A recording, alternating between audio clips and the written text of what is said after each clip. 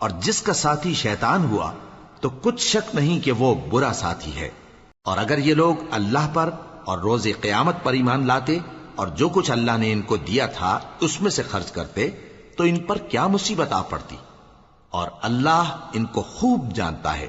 اللہ کسی کی ذرہ بر بھی حق تلفی نہیں کرتا، اور اگر کسی نے نیکی کی ہوگی تو اس کو کئی گنا کر دے گا اور اپنے ہاں سے اجر عظیم بخشے گا۔ بھلا اس دن کیا حال ہوگا جب ہم ہر امت میں سے احوال بتانے والے کو بلائیں گے اور تم کو اے نبی صلی اللہ علیہ وآلہ وسلم ان لوگوں کا حال بتانے کو بطور گواہ طلب کریں گے۔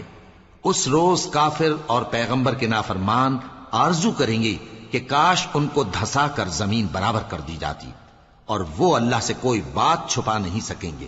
مومنو، جب تم نشے کی حالت میں ہو تو جب تک ان الفاظ کو جو منہ سے کہو سمجھنے نہ لگو نماز کے پاس نہ جاؤ۔